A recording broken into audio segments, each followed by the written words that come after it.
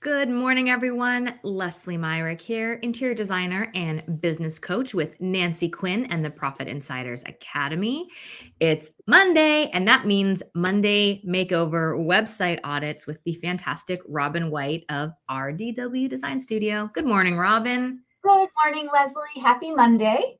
Happy Monday. My kids were on fall break last week, so now my brain is back and my space is back, and I'm really excited that they're back at school. Yay.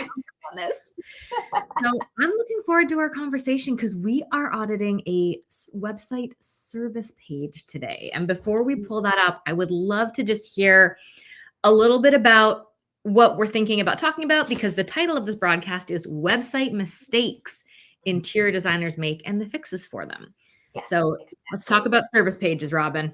And you and I know we see a lot of mistakes on different websites, and your services page is a super important page because it's where you communicate your offerings to your potential client so they can see if it is sort of aligned with what they're looking for. So you really don't want to make any mistakes here. And one of the biggest mistakes that I see, I'm sure you've seen this, is sharing every single service that you offer and overwhelming the visitor to your website with too many options. So that's one mistake. And a simple fix that I would say for that is ask yourself, what service do you get the most joy offering and doing?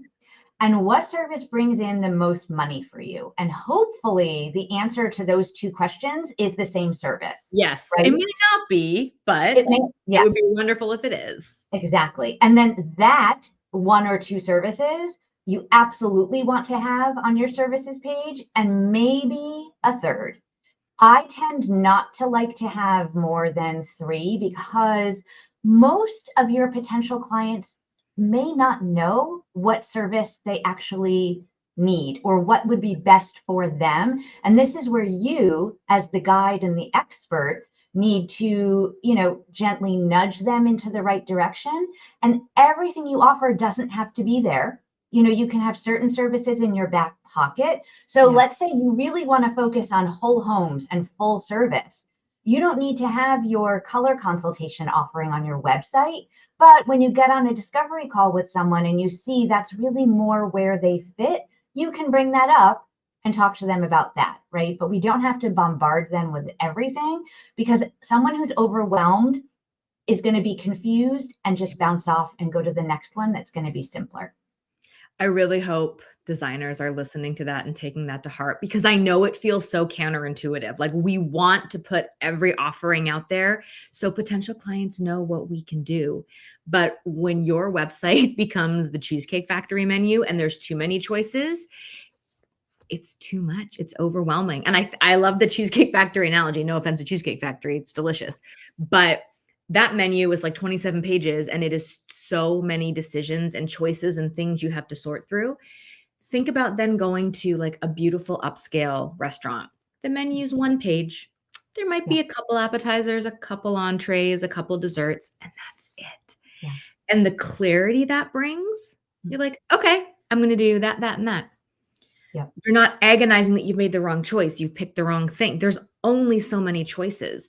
Yeah. And truly, I want designers to hear this and understand fewer options on your website is going to be better for business. When you are on the phone with people, that is when you can listen to what they are actually saying and figure out what they need. And then you can recommend rather than them self-selecting from your Cheesecake Factory website menu. I love that analogy, Leslie. And it's so, everything you just said is so true. We just don't want to confuse them. And, no business should be everything to everyone. Boom. Yep. Yep. I'm not even going to elaborate on that. So yeah, I've heard it said, and forgive me, I don't know who to attribute it to, but if you're talking to everyone, you're talking to no one. Exactly. And like Nancy says, niche is rich and broad is broke. It's so true. It's so true. Yeah. One other mistake I see a lot, I want to talk about two others really quick before we take a look at the website. Not having a testimonial on your services page is a big mistake. Definitely want to have it there. At least one. You can have a couple. what we want to do is pull out excerpts from different testimonials that maybe speak specifically to your services, right? But that proof that you can do what you say you can do is really important. So we want to make sure we have at least one testimonial there. And then one other mistake is not having a call to action. What is the next step that you want the visitor to your website to take? We want to make sure that we're guiding them to that. So I would say those are the top 3 that I see with little quick fixes. Those are great things to look out for. And they are quick fixes. Like these are all very doable. Yeah. So today we are looking at Blue Opus Interiors Services page. Tiffany, thank you for volunteering your page. We really appreciate it. Yeah. And let's just dive right in. Service Solutions. Our design packages are perfect for both whole home and single room designs. And while I love that she's got a heading and a descriptor right away, so we know what page we're on, we know what we're talking about. We are talking to everyone here where we're talking about whole home and single room. So this is where I would ask Tiffany to consider which direction is her preference. Which does she want more of? It's not necessarily going to exclude other people, but lean into what you want more of and have that at the top, right? Yep. I love that we've got an image. It is a rendering, and Leslie and I were actually talking about this before, and Leslie was curious what my opinion is of that. And what I would just love to share is I am perfectly okay with you using renderings, even mood boards, things like that. If you are earlier in your career and you don't have a lot of projects under your belt that have been professionally photographed. However, if you do have that professional photography and finished projects, I would always prefer to see a real photo up at the top of the page, as a big image rather than a rendering, even though this is an absolutely stunning rendering and it's beautiful. I would always rather see a rendering than a stock photo. I was going to bring that up, Robin. I fully agree, because I think a rendering can still show, it does still show what you can create, what you can envision. And I think this is a beautiful one. It's absolutely beautiful. I want that bedroom. It does kind of look like your style. Yes, it does. It's stunning. So just wanted to kind of go there for people who are like, well, should I use a rendering? Should I not? It kind of depends on your situation. So yes, you can, but if you've got the professional photography, I always say go with that instead. Okay. And now we're in Tiffany's service section. And I think this kind of goes back to what we were talking about before, where you don't necessarily want to include every single service that you offer. So Tiffany has designed this very nicely with what's called like an accordion. So you can see there's a drop down. So what we have is a list of her services. And then if you want to find out more information, you can click on the plus and get that. So it's not overwhelming us with like gobs and gobs of text, but we've got a lot of different services here. And most of your potential clients aren't going to understand what the majority of this even means, nor do they necessarily want to do the work to do all of the reading to figure out what it all is. So again, I usually like to stick with 3 different services. So Tiffany might want to look at maybe narrowing this down a little bit so it's less overwhelming to visitors. Yeah. And I could see an easy one to remove would be your discovery call, because that's part of your intake process that you're directing there, but I don't think it needs to be listed as a service per se. Absolutely. Absolutely. And then the other thing that I noticed when I was looking at this is it appears that Tiffany does window treatments. And there is also something for interior designers and home automation companies. So it looks to me like she's working with homeowners and with interior designers and doing window treatments. So not having sat down and done a lot of strategy with Tiffany, off the top of my head, I might ask her to consider having more than one services page. And that can be split up in different ways. And again, without doing strategy, I wouldn't know which would be the best for her. But one option could be a for homeowners and a for designers breakdown. Up in the main menu here, or Mhm. once you're on the service page? I would actually do it in the main menu. So it could either, she's only got 4 items there. She can easily add another one, take out services and make it for designers, for homeowners. So there's 2 separate, or it could be a drop down. Yep, I like that. Right. So you could hover over this and you'd get 2 options. Exactly. And then the other option could be a design page and a window treatment page. So splitting them up that way. And again, I don't know which would be better for Tiffany, but just something to think about, because your window treatment client can be very different than your full service client, and your homeowner client is very different than your designer client. So you want to think about speaking to those different segments a little differently, and having different pages can help with that. Yeah, I like that. Yeah. Excellent. And then we've got the process section. And I'm a big fan of sharing your process. I love doing it on the services page.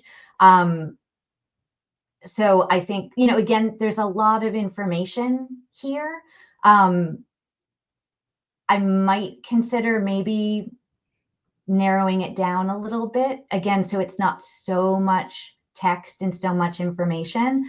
The other thing could be adding some different background colors. So when I look at this whole page, I'm not seeing a lot of differentiation between the different sections. And when I looked at Tiffany's homepage, there are some other lovely neutral colors that she uses, and some really beautiful blues that must be part of her brand color palette. And I would love to see some of those brought in as background colors here. And maybe having the images be a little bit larger, maybe some more images, just to offset some of the text. But she's doing a fantastic job explaining her process, and the font hierarchy is pretty good as well. So, and everything is very legible, which I really appreciate. A lot of times we run into things where it's a little hard to read, and everything is very easy to read here. So well done with all of that. Yeah, there's a lot of white space in a good way, that there's lots of breathing room, which I like seeing. Yes, me too. Love that she's got an FAQ section. This is so important, and it's a great thing to do on your services page. I might prefer to see this set up as an accordion, the way her services were. So where we're seeing the question, and you can click on something to reveal the answer. And something that I always recommend when you are doing an FAQ section, because FAQs can be really wonderful for your website visitor, and they can also be really wonderful for SEO. Yeah. And now that we're getting into GEO, people using LLMs like ChatGPT to search for things, they're becoming important in that as well. So when you are thinking about adding an FAQ section to your services page, I would ask you to think about the kinds of questions that are very specific to your business that your potential clients would have of you, and also having a mixture of some general questions that could potentially be picked up by Google or ChatGPT, right? So you might want to consider, how much does an interior designer in your location cost? Or what is the, obviously you want to wordsmith that nicer. And then you can answer it from your perspective about how maybe you custom quote everything. But when you're asking the question of how much does it cost in your location, right, that can be something that can then be very helpful if somebody is searching that in an LLM, or on, it could show up in People Also Ask or AI overviews on Google. Right. That's interesting. I like that. So you want specific to you and your process, but you also want general questions that people might be searching for about your industry, your services, your offerings. Yeah. And if you're asking a question about the cost, maybe you can give a very broad range. I'll often say when someone asks how much website design is, I mean, it can be $500 to $50,000, Yeah. depending on so many different variables. So maybe you could give something really crazy like that, then explain what the variables are, and then talk about how you custom code everything. That's a great tie-in, because you don't want to give away all of that information. I think that's a really beautiful way to handle it. Yeah. Yeah. And then I love that Tiffany's got a testimonial. So she's got her proof here, which is absolutely fantastic. I would love to see a call to action. And she actually has one in her footer. Yes. So, well done. I will leave it at that. It doesn't have to be actually on the page. She's got it right there. I love that she's got a little bit about her business in the footer. She's got her social media links down there. Mm-hmm. I'm not seeing any legal policies. And there is a form, I think I'm remembering. So you definitely want to have a privacy policy. And probably some more. I love that she's got the menu at the bottom as well, so that people can navigate to other pages. So I would just say we really want to look at maybe minimizing some of the text, changing the layout of the FAQ section, thinking about maybe adding some more images, and thinking about maybe curating the services that you're presenting on the website and how you're presenting them. Yeah. Yeah. Something that we didn't see when we were just scrolling through this is there's quite a bit of motion effects on the page. Yeah, I wonder if it'll start doing that again if I reload it. Yeah. Let's see if it shows us. Yeah, there it goes. It's starting to sort of animate things Yeah. as I scroll. And I like a little less information. I like it to be very subtle if it's used and not used everywhere. So that's just me. It's just something for Tiffany to think about. She might love animation and might want to keep it. Okay. Okay. Yeah. And I would just say, in summary, what you really want to focus on your services page is the transformation that your services provide, not what's included in your services. Because really what you're selling is not X number of renderings or X number of site visits or X number of client calls, right? You're selling the emotion that your clients are going to feel after you have delivered the finished product. You are selling the transformation, the experience, the outcome. Absolutely. Exactly. Yeah. Yeah. So that's what you want to get across on this page, so that you're appealing to them on an emotional level. Because again, many of them are not going to know what a rendering is, what procurement is, what a site visit is, right? You need to educate them on that, but not necessarily at this stage. Yep. Nailed it, Robin, as always. Excellent. We got a really helpful comment, and I totally agree with this. Your processes can be deliverables after onboarding, meaning you don't have to have your entire process laid out on your website, or you can have a very simplified version. But it's a great point. Your process can be in a welcome guide and something. It doesn't necessarily have to be taking up real estate on your website. Absolutely. And I think it's very important to, on your website, let potential clients know that you have a process. This does set you up as an expert. Your process can be something that is your unique differentiator as well. But let's say you have a 5-step process. You can write out steps 1 through 5 with what they're called, and that's all you're sharing on the website. You don't have to say what's included in each process. That can be in your welcome guide. Yes. Or wherever you decide to share it. You can give a very high level overview. If you have a 15-step process, but it's broken down into 3 phases, maybe you're sharing the 3 phases, and it can almost be 3 columns. So it's horizontal and it's taking up like this much space on the page, right? So there's definitely ways that you can do that. And I love that somebody mentioned that. Great point. Thank you. I think that's a great point. So website mistakes can be fixed. That's the beauty of having someone like Robin on your team. All be fixed. Some of them are quick fixes. Some of them might take a little bit longer, and, start out with the quick ones and get those going and give some thought to the others, because, the way your website is laid out and what I like to call the website architecture, how your pages are structured, what pages you're including, what you're including on each page and what the layout is. That all has to do with who your ideal client is and the journey that we're taking them on. So it's different for every business, right? Absolutely. That's where strategy comes into play.